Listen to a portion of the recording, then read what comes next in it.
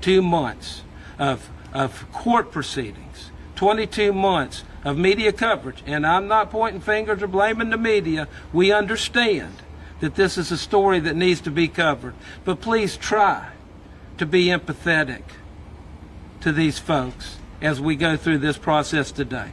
Now I'm going to call Mr. Forrest Bailey up to speak. The Bailey family will not be taking questions. Mr. Bailey is going to read a statement to you. At this time, I would ask Forrest if he would please come up. Roger, thank you. Yes, sir.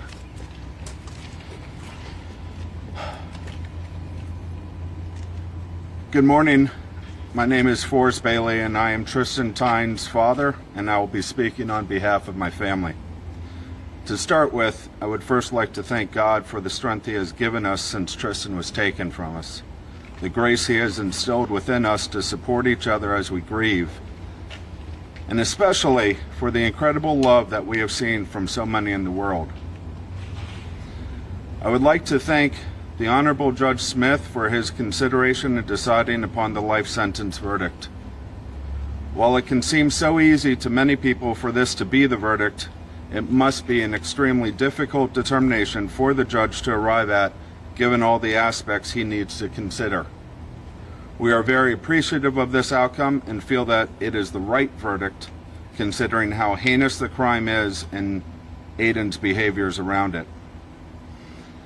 In one of our initial meetings with R.J. Larissa from the State Attorney Office, we gave our word that we would wait until the criminal proceedings were complete so that we did not distract from justice being served. It is important that the case is tried in the court of law. In agreement with them, we do have a few brief words to say today. However, we will not be very expansive as there is still an open case with Crystal Smith. During her celebration of life, we shared that to continue Tristan's fight. We are going to fight for justice. Truth be told, this fight was done by so many, and the outcome today is a result of their efforts. Before we get into some of those thanks, as a parent, foremost, I would like to caution both parents and children on the dangers of social media and technology. As has come out through the proceedings, Aiden Fucci did not even have Tristan's contact information until the evening before he killed her. Well, we have gone to a point where children are carrying technology for convenience and safety to contact their parents and their friends when needed. It comes at a great risk. It likely would not have made a difference in Tristan's case, as it was referred from a trusted friend, and she also knew Aiden from school. However, we would be sick to have it happen to any other family by not raising our concerns and our cautions. Please, to all the kids, if your parents require you to turn in your cell phones, realize your phone is a privilege, not a right, and that they are demonstrating love and protection for you. Parents, I encourage you to do so. As part of this investigation, the amount of kids sneaking out in our community and the frequency of how often they are doing so had us completely dumbfounded. On a different note, during Wednesday's proceedings and the filings at the end of the day, there were several apologies given from Aiden and some members of Aiden's family. Foremost, to his grandmother, your apology on the stand really touched us. It was the first time anyone in your family had acknowledged it, and we feel for you as we could tell how much you are hurting. With respect to the apology letter from Aiden, from his behavior at court, at no point has his actions fell in line with the letter, and I believe it is due to the coaching from the defense. With respect to the legal process that takes time, and to the comment from the defense about us not accepting the apology, I find that hard to stomach. The defense was insensitive to my family when they called out in writing our participations in these proceedings, which are our right to do so. They mentioned it in filings. They even went further by sending out a survey to my wife asking her opinion on Aiden murdering Tristan. At no point did they have the common decency to give an apology, so I think they should reconsider their high ground before they advise anyone else on apologies. With regard to Crystal Smith and her apology, as I mentioned before, there's an open case with her, so it's difficult to comment. The fact that we are continuing to have to go through the legal process makes the apology questionable. You've seen the videos from the home. You've seen the videos from the interrogation room. I would say if she's sorry, she can start by accepting responsibility. To Aiden's family, I would remind them that he is still here. They can still see him. They can encourage him to change his behavior of bragging about his brutality and threatening the corrections officers and their families that keep him from harm and setting out on a better road. To those around his extended family, please extend them kindness. They should be given grace for the pain they are going through. They should not be given additional hardship. Tristan had a good friend amongst his extended family, and treating them poorly based on Aiden's crime does not honor her memory or her spirit. At this point, I would like to transition and thank a number of parties which are typically either overlooked or not thanked. As a start, I would like to first thank our local Jacksonville-based media. Over time, we realized that the facts around this case made it one that was of great public interest. It happened in the well-recognized family county of St. John's. It was a vicious murder by a 14-year-old of a 13-year-old, and it happened on Mother's Day. An absolute lightning rod. Along the way, you have requested our respect for privacy, as well as our intent to wait until these proceedings are complete before sharing our thoughts. I think what is very important, as we saw respectful communication in the coverage and how things are dealt. For example, as a victim's family, I hate seeing the picture of my beautiful daughter next to the person responsible for her murder. I think that's true for most victims' families. When we express this and our outrage and the hurt it caused, we saw a change over time, both in the broadcast as well as the articles, and we appreciate those efforts.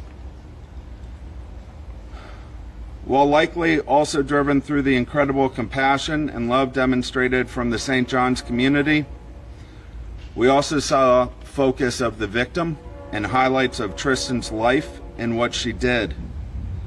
This is important. It shouldn't just be about the details of their death. I would suggest there needs to be more focus put on the victims of other crimes and not just these lightning cases. For example, there was a recent murder in Putnam County of Ayanna Belton, which was similar in brutality, and yet not enough highlighted on that family and her loss. Also like to say a very quick word with respect to some of the most social media stories, the podcasts, the channels. More and more people are turning to these channels to get information. It is my hope, honestly, for people to do better and to be more sensitive. For anyone that tunes to these channels, please realize that there are subscribers and web clicks, and you may approximate that to ratings for established news media. Yet this is not reflective of the integrity of the information that you are consuming. Over the course of the past almost 2 years, we had several people send us links from programs. Many of them were downright nauseating. They were inaccurate. They were over-dramatization. Truly, it's hurtful to the victims' families. They're profiting from this. However, there were some that were very truthful, some that had done some research, and there were some that were out there that were trying to do a good job. How you tell the difference between them is not clear. So again, I would caution people as to where they get their information. My intent here, though, is not to criticize, but encourage people to do better. I would even give a recent example, as there was a Twitter account that posted information that was very unnecessary and hurtful. When a good family friend reached out to them to explain this, they connected that this was a real person with people still grieving for her loss. They then took it down. They stated an apology from what they learned from it. I have no idea who sits behind the keyboard of @docket, and it's unlikely that I never meet the individual. Yet the way he handled the mistake speaks well to his integrity, and it gives me hope that this will improve in time. Sticking with the theme of appreciating people that do not get enough, I have to thank the 7th Circuit State Attorney's Office. Many of us understand the importance of having great leadership at the top, and I absolutely have to say this is the case with respect to R.J. Larissa. From the initial conversation we had with him around the grand jury until meeting with him recently, preparing to go to trial, we know he has been focused on getting justice and doing so in a compassionate way. I am deeply grateful for the work he's continuing to do. RJ, thank you. To the state attorney prosecution team of Jennifer Dudden and Mark Johnson, while we understand that you work for the state of Florida, we could not have wished for two better people to prosecute this case. Along the way, the care and compassion and understanding that you showed to my family was exemplary. You made it very easy to have faith that you would get justice. In addition to you, we also want to thank your families. We know that there was a tremendous amount of sacrifices made by them to make sure that you could prosecute this to the fullest extent, and they had a lot of disruptions, and we appreciate it. There were many times that you had to prepare us for the very worst, leading up to February 6th when we expected to go to trial. We know you wanted to make sure we were prepared for the facts and details. The compassionate way in which you made sure we were prepared for things as horrific as the crime scene photos and the medical examiner's report speaks volumes to the incredible people you are at your core. I cannot fathom how you do the job that you do, and I'm very grateful that you represent the people in the 7th Judicial Circuit and on our case. Jenny, Mark, from the bottom of our heart, thank you. We are also well aware that the entire staff of the 7th Circuit State Attorney's Office helped either directly or indirectly on this case. Again, we're incredibly thankful to you and all the sacrifices that you made and the support you received from your families. We would be very remiss in not calling out one specific individual who has been a wonderful point of contact throughout. Terry Sims. You were the first person that I spoke with. You've been a contact throughout, and you've really touched our heart. When we learned that you delayed your retirement from November when the trial date moved because you wanted to see this case through, it was a tremendous reflection of the entire office. Thank you so much for everything you did for us, and thank you for so much for everything that you've done for our justice system in our over 30 years. Thank you. It's impossible to talk about the 7th State Attorney's Office without also mentioning the St. John's Sheriff's Office. Again, much of this starts with the leadership at the very top. Years ago, when he was at the start of his law enforcement career, Sheriff Hardwick worked on the Haley Cummings case. Sheriff Hardwick applied everything he learned from that case to Tristan's. Our county is extremely fortunate to have Sheriff Hardwick at the helm as we continue to grow in St. John's. He and Kendall are tireless in their efforts to engage with the community, and the work he does in the background to support everyone in the SJSO is unseen to the public, yet so appreciated and felt by the people in his department. Servant leadership and leading from the front at its best. Support from the St. John Sheriff's Office truly began prior to us ever needing to call. He and his team have developed an incredible network within the community. The youth resource officers who mean so much to the students within the schools they are in. For us, this was Deputy Beasley. When the 911 call was made and the social media information started coming in, as Stacy mentioned, Deputy Beasley was integral in starting to help the investigative crew make some connections. With respect to that investigative crew, the thoroughness and attentiveness of their work clearly came through on Tuesday. This was both with the original patrol and especially with respect to Sergeant Kurt Hannon. I have thanked Sergeant Hannon and so many times and will never be able to thank him enough. Everything he did to coordinate the work of a massive team and also to get the information that came from the community. While it was incredibly difficult news to hear, the fact that he showed up at our door at 3:40 in the morning to let us know they had her killer meant the world. We know there are so many contributed to the case throughout this time and even recently. Again, on behalf of my family, we appreciate each and every one of you and also give our heartfelt thanks to your respective families who support the incredible work you do. There is also a very special group of people I'd like to recognize in the bailiffs that work here at the courthouse and are in the courtyard with us today. These people are simply incredible at what they do. I was able to sit in a room with a known killer of one of my family members and have no concern for the safety of the rest of my family.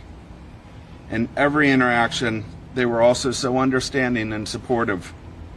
Truly just an amazing group of people. There are a few people I would like to call out individually to thank. First off, I have to thank Bob Ellis. He's been a wonderful and true friend. He helped me in so many ways, and I'm extremely grateful for it. I also need to thank Matthew H. Henson. My family has known and worked with Matt for several years, and I was so thankful when he offered to help us coordinate all the media requests. He did so much more than that. There are so many times he has also been a venting and guidance outlet to our family, and particularly me. Matt, thank you. To the counseling community that has helped my family throughout this, I'm very appreciative, in particular Megan Logan and Kaylee Brennanman. This grieving process is hard, and without the additional focus that we have had, we would not stand as strong if it weren't for your respective help. Ashley Mitchell. We would be here for hours to talk about everything that you have done for the different members of our family as our victim's advocate. Your network was invaluable in helping us to find counseling resources we needed. You were always extremely adept at following up on every initial rumor or concern that made its way to us in the early days, and very knowledgeable about explaining and setting our expectations for what is to come in the legal process. I've been truly amazed at how you have learned Bailey time. You seem to always communicate the right time for us to be here so that we could get through security and not delay the court proceedings. Ashley, in the wide expanse of people that our family knows, no one has ever done this as well as you have. From the bottom of our heart, thank you. In the days ahead, we're going to shift our focus and talk more about Tristan, the plans that we have to celebrate her legacy. And we have a tremendous amount to share about this St. John's community, the people in it, the businesses that have supported us, the cheer community, and everything that they've done. As I look over, I also see all of our friends and family, and it's just a small sample of who could be here today. You've helped carry us throughout, and we appreciate and love each and every one of you. Today is about focusing on the people who helped deliver justice for our community, and I want to keep the focus on that. Before I close, though, I would like to say a few words into the universe. God, I know you're always listening when we talk to you, and would ask your assistance to get Tristan's attention for a moment, as she probably started doing something more fun as I was going along. Tristan, I wanted to let you know we are so extremely proud of the person that you were in your time here. We have seen that when you went out into the world, you gave it your very best. You should be proud of the friend that you were, the teammate you were, and what you left behind, and the people that knew you, that we trust, will go forward and continue to make the world a better place. With respect to what you mean to our family, it's in our hearts. There are no words. We love you. We will continue to hold you in our hearts, and we will always be the Bailey 7. At this time, it's my pleasure to hand it over to Sheriff Rob Hardwick.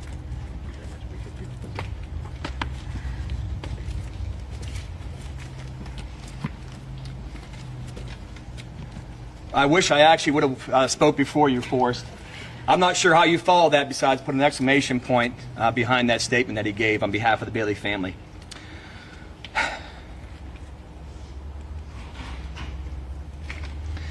I will tell you this.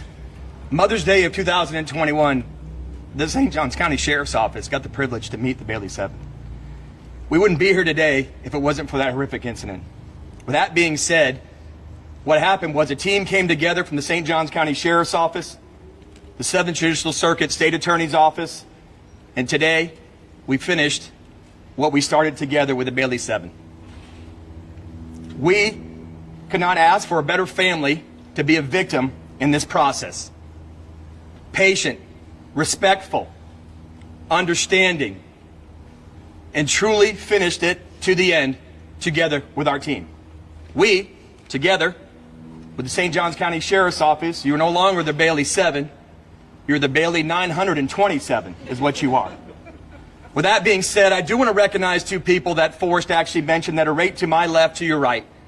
And that's Sergeant Kurt Hannon, who was the lead investigator from the start, and then our lead victim advocate, Ashley Mitchell, who was also introduced here a minute ago. The entire team at the St. Johns County Sheriff's Office, it takes a true team to work these type of cases, and we did it together. However, these two individuals started it and finished it with this family by their side 24 hours a day. And again, they are part of that Bailey family now. I do want to recognize the prosecutors in this case, Jenny Dutton and Mark Johnson. RJ, as you know, I had the privilege of working with both those when I worked for the State Attorney's Office. You want to talk about the epitome of prosecutors with preparing a case from start to finish. Those are the two that actually know how to do it right. By the way, they were prepared for trial, and they were prepared to win in trial, all the way to the day today when he was actually sentenced. With that being said, on behalf of the St. Johns County Sheriff's Office, the entire team that put this case together, with RJ Larizza, and his entire State Attorney's Office team, thank you to the Bailey family for understanding of what this job entails. Again, we will forever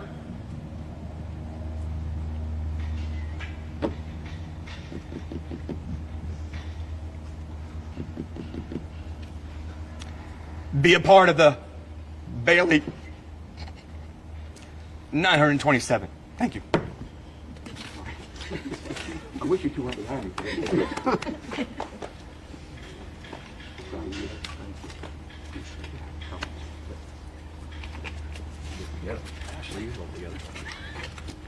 As I said when we started this is reality.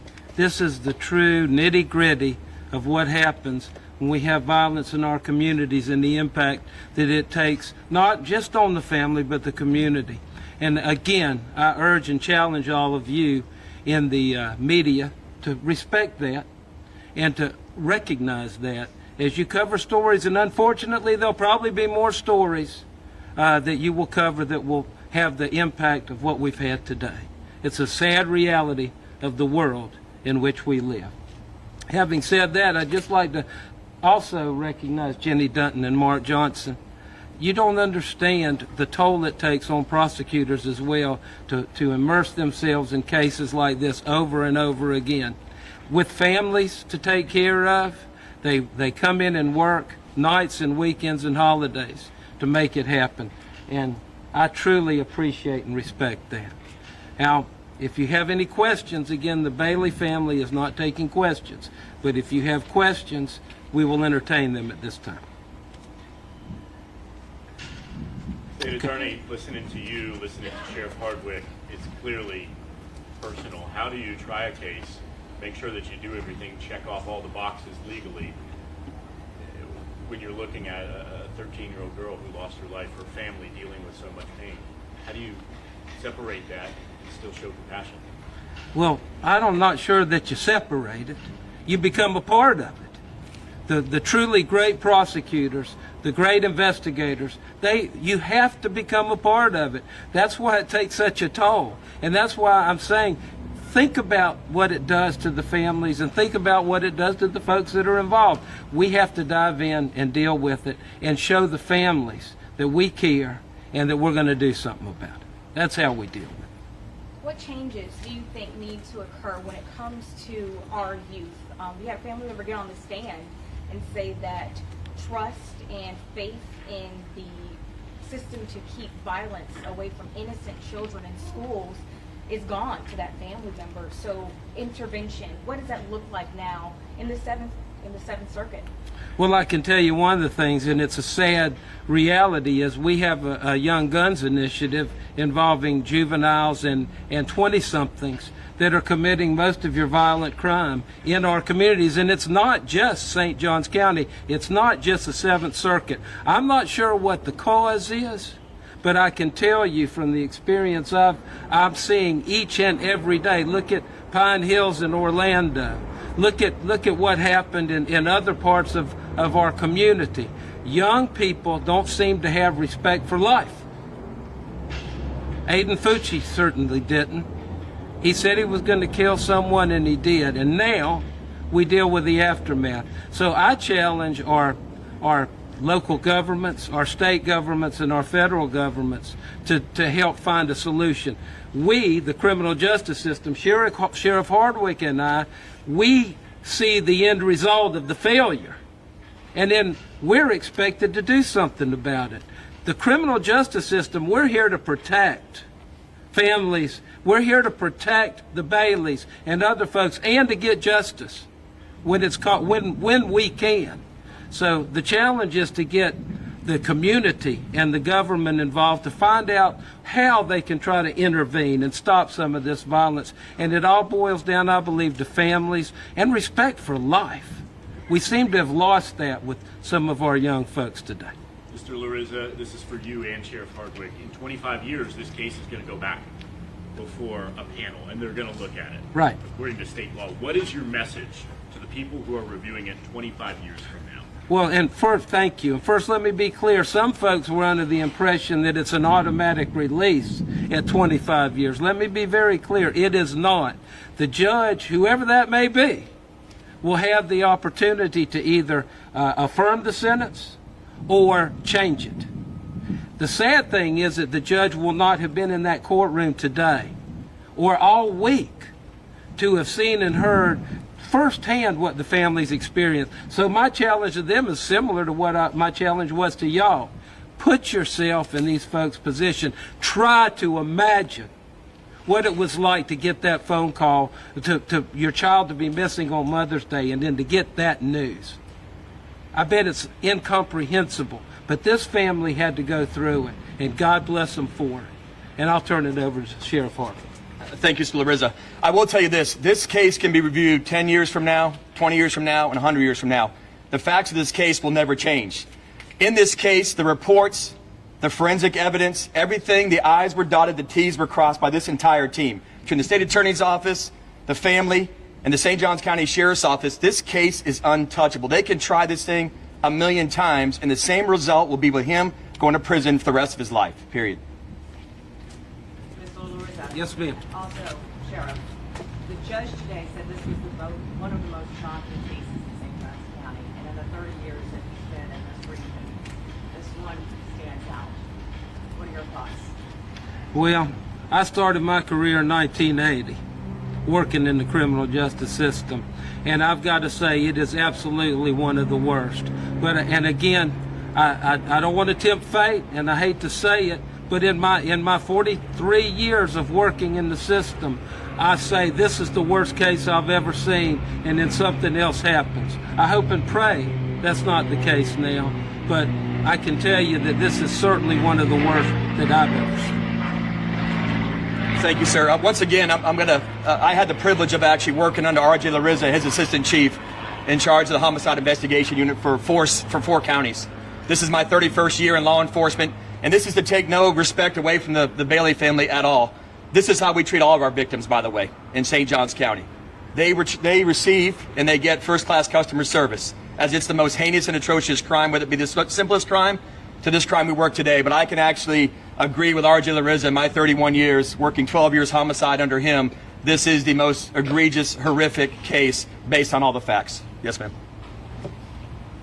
Defense attorneys in this case filed repeatedly, whatever they could. There is a chance that they'll file an appeal. What is your response to that? Well, the good news is that they pled. When you enter a plea to a crime, you waive a lot of your appellate rights as a defendant. For example, the right to confront witnesses, the right to have a jury trial, the right to challenge the verdict. He can only challenge whether or not the sentence was lawful and whether or not it was that it was free and voluntarily made. They can always attack their attorneys, and they typically do down the road for ineffective assistance of counsel. But all the other appellate rights or the constitutional rights were waived by the defendant. So that is a big plus for having a plea versus a trial.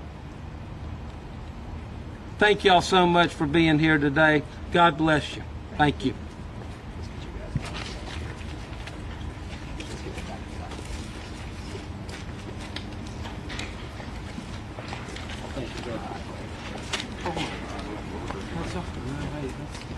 If this case don't do it, nothing. Mr. Lewis, Yes, sir. where's he next for Mr. Fucci? Where is he going? He's going to the Florida State Prison. Now they'll put him in